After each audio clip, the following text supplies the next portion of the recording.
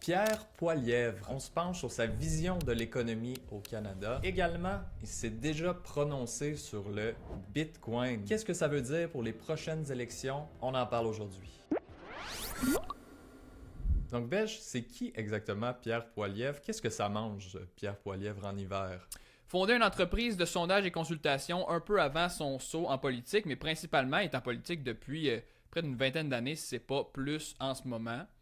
Il est reconnu pourquoi Pierre Poilievre, je pense qu'on a tous déjà vu des clips de lui passer en Chambre des communes en débattant intensément avec soit Justin Trudeau ou peu importe quelle personne de l'opposition, mais reconnu pour son franc-parler. Et c'est aussi un grand critique de l'inflation, si tu veux, Sam. Même il a popularisé le terme assez offensif, on va dire, envers les libéraux de Justin Trudeau à l'époque. Populariser le mot just inflation ou même inventer le mot justinflation pour essayer de peindre son adversaire comme étant responsable de l'inflation au Canada avec les grandes dépenses qu'on a eues avec ce gouvernement-là depuis à peu près une dizaine d'années. Puis Sam, pour démontrer ce franc-parler-là que Pierre Poilievre a, qui le distingue, on va dire, politiquement, je vais te montrer une vidéo qui a vraiment fait le tour de l'Internet il y a quelques années. Puis ça montre vraiment un peu son franc-parler assez direct lorsqu'il est interviewé, par exemple, ou lorsqu'il est en Chambre des communes. Fait que je te montre ça, c'est assez drôle. Obviously taking the populist pathway. What does that mean? Well, appealing to people's more emotional levels, I would guess. I mean, What do you mean by that? certainly Give me an you tap very strong ideological language quite frequently. Like what? Left wing, this and that, right wing. I mean, it's that type I of almost never ideological talk thing. about. I never really talk about left But or right. anyways, a lot I of don't people. really believe in that. Okay, a lot of people would say that you're simply taking a page out of the Donald Trump. Probably like which people would say that? Well, I'm sure a great many Canadians, but Like who?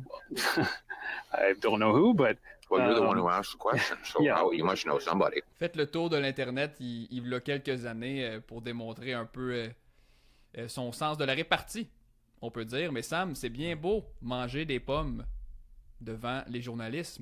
Mais qu'est-ce que Pierre Poilievre propose concrètement? C'est quoi son plan, Sam? Ben, c'est peut-être ça qu'il mange en hiver, hein, de la pomme. Peut-être ça. Il avait de l'air à l'apprécier de la manière que je regardais ça dans ton vidéo. Effectivement. Effectivement, un franc-parler, c'est pas peu dire, Belge, mais à quoi on peut s'attendre au niveau de ce qu'il propose, surtout au niveau de l'économie? Je vais me pencher là-dessus un peu, puis je pense ce qui m'intéresse, mais surtout ce qui nous intéresse à Gen B, c'est qu'est-ce qu'il va faire au niveau du budget du Canada, tu sais, la dette, qu'est-ce qu'il va faire avec ça? Fait que les finances publiques, on va voir ce qu'ils proposent à ce niveau-là, puis surtout l'inflation. L'inflation, c'est un sujet qui nous parle beaucoup, donc on va regarder c'est quoi qu'ils proposent à ce niveau-là aussi. Puis d'ailleurs, si vous aimez entendre de ces sujets-là, n'hésitez pas à vous abonner. Ici, on aime bien parler justement d'inflation, de dette, qu'est-ce que les gouvernements prévoient faire à ce niveau-là. Donc, je suis allé voir justement dans ces deux points-là, c'est quoi qu'il propose Pierre Poilievre. Pour chaque dollar dépensé, il y aurait $1 qui devrait être fait en économie. Mais comment qu'il va arriver à ça? C'est en coupant justement soit la bureaucratie, les consultants, aide sociale aux entreprises, tout ça. Dans le fond, c'est dollar pour dollar dans le sens qu'un dollar investi, par exemple, devrait être réduit à quelque part d'autre, mettons. C'est ça, exact. Okay. Donc en gros, il n'y aurait pas d'économie réalisée sur une dépense, on ne pourrait pas dépenser plus. Donc, si on économise $1 ici, on pourrait dépenser $1 là-bas. On doit faire une économie pour dépenser plus. Puis, à première vue, je trouve que c'est une bonne idée parce qu'on sait les gouvernements, ils ont tendance à dépenser pas mal plus.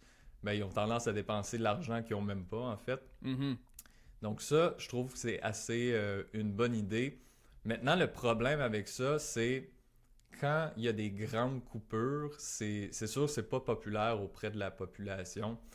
Quand on est habitué de vivre avec un certain niveau de service, quand tu coupes ça, c'est sûr que ça va faire des gens qui vont être pas contents, qui vont être déçus de ça. C'est sûr. C'est comme je te dis, quelqu'un qui vit avec un budget de 150 000 par année, tu lui dis du jour au lendemain, maintenant, il faut que tu vives avec 30 000 par année, par exemple, c'est sûr que tu seras pas content de cette nouvelle-là. Il y a aussi, tu sais, une certaine limite à ce que tu peux couper, parce que si je te donne l'exemple de quelqu'un, tu sais, tu peux couper plein de choses dans ton budget, mais tu dois toujours te loger, tu dois toujours aller à l'épicerie pour manger, te vêtir, tout ça. Puis c'est un peu la même chose pour un gouvernement. Il y a des dépenses que tu dois de faire. Donc, il y a tout le temps une certaine limite là, à ce que tu peux couper aussi dans dans les dépenses publiques. Si on regarde au niveau des impôts, eux, ils prévoient une baisse d'impôts. Ça, c'est quand même une dépense qui coûte assez cher. Tu sais, on le voit ici, c'est une dépense qui coûterait 13 milliards de dollars au trésor public. Puis au niveau de l'inflation, encore une fois, tu sais, on veut réduire l'inflation là, en accélérant la construction de maisons. Mais ça également, c'est des programmes qui coûtent très cher. Par contre, il mentionne aussi en réduisant les dépenses, puis ça, c'est rassurant un peu d'une partie parce que effectivement, pour contrer l'inflation, tu n'as pas le choix, tu dois réduire les dépenses. T'sais. Ah, c'est sûr. Non, c'est sûr. C'est là que tu vois que le logement, c'est vraiment un gros enjeu en ce moment dans la campagne. Je pense que les gens ne s'attendaient pas dans les dernières années à voir ce problème-là devenir autant grave, si tu veux, autant difficile pour les gens, surtout pour les jeunes, d'accéder à la propriété. Fait que tu vois que c'est vraiment un enjeu qui a pris beaucoup de place dans cette campagne-là. La clé, c'est d'en bâtir plus, si tu veux. C'est vraiment d'augmenter l'offre sur le marché, parce que si l'offre augmente pas, on réglera jamais le problème, ça c'est clair. C'est ça. Fait que ça va être intéressant de voir à quel point ils vont pouvoir respecter ces genres de promesses-là de économiser $1 pour dépenser $1 de plus. Moi, je me méfie tout le temps un peu des gouvernements qui prévoient pas justement dépenser plus qu'ils devraient, parce que on l'a vu dans le passé, c'est un peu ça qui se passe quand que tu deviens premier ministre, tu t'arrives au pouvoir. Il y a tout le temps la tentation de dépenser un peu plus pour les services publics, justement, pour plaire à la population. Donc ça va être intéressant à suivre.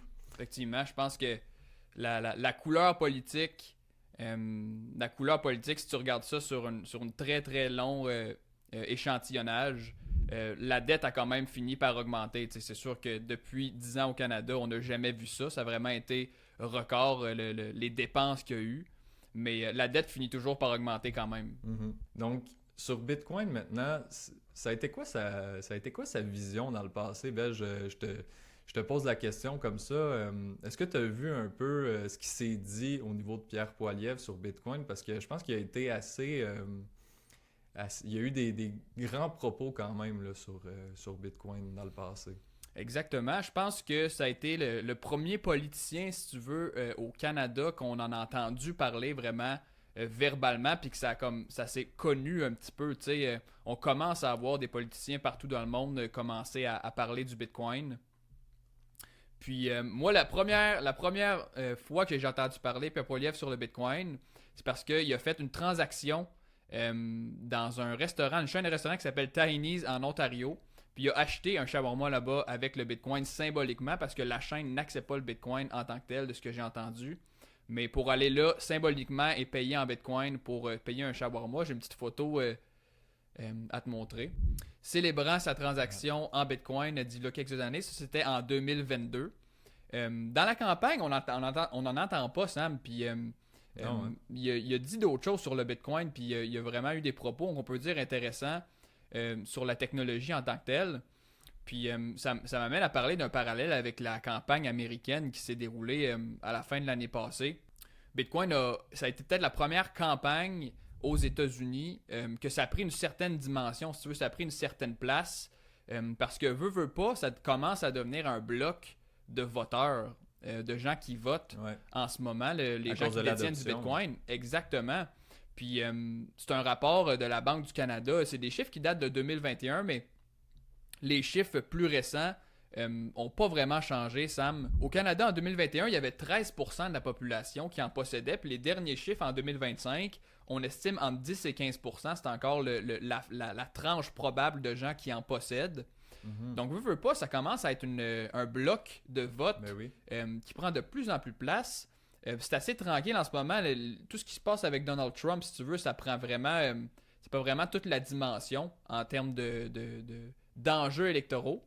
Ouais, est-ce que ça te surprend qu'il en parle pas beaucoup pendant la campagne au Canada? C'est sûr qu'avec les tarifs, tout ça, C'est c'est ça. pas mal ça qui prend toute la place, mais c'est vraiment... ça a été éliminé de son discours, là, on peut dire. Absolument, mais moi, je suis pas surpris, honnêtement. Je pense pas que la discussion avec le Bitcoin est vraiment très avancée. En tout cas, je vais parler au Québec, mais je pense au Canada en général.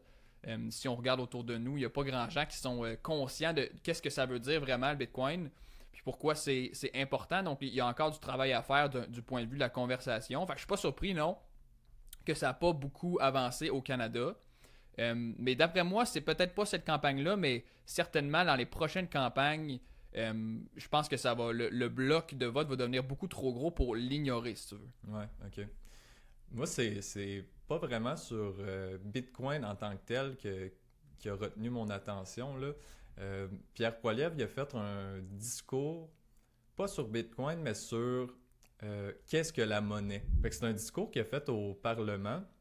Puis, je pense que c'est un discours qu'on n'a pas assez dans l'espace public. Tu sais, là, il a parlé d'histoire de la monnaie, il a parlé comment notre monnaie, en quoi notre monnaie a un problème. Parce qu'on est en période électorale en ce moment, puis on a plein de solutions pour comment contrer l'inflation.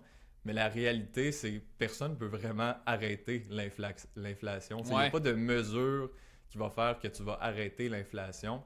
Puis, il a parlé aussi de pourquoi un peu la monnaie, elle est injuste en ce moment. Tu sais, le dollar canadien, là, pourquoi elle est injuste, cette monnaie-là.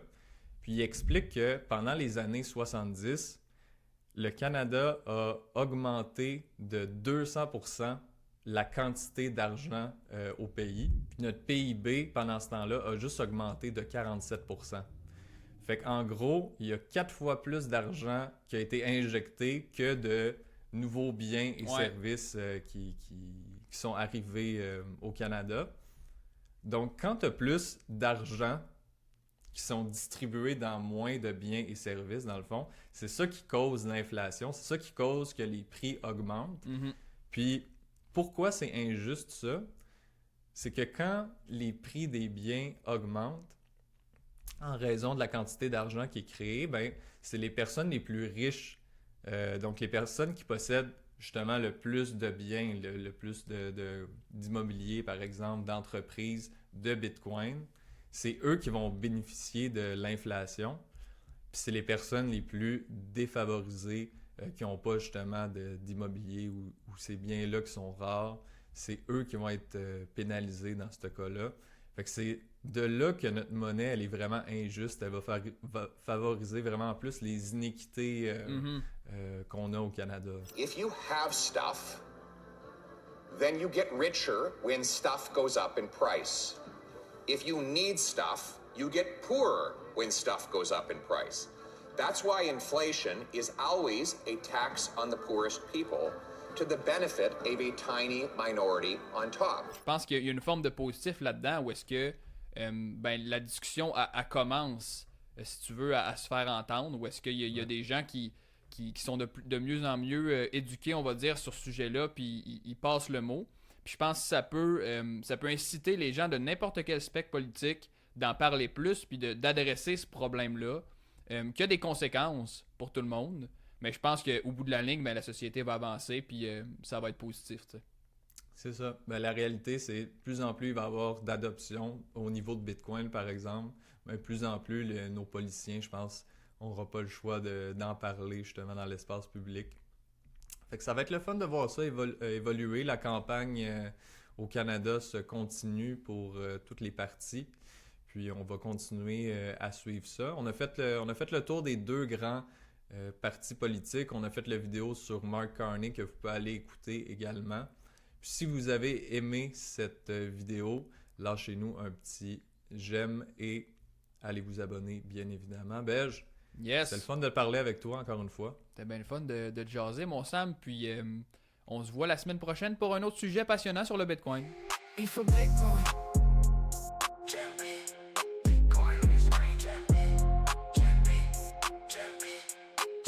Bitcoin on your screen.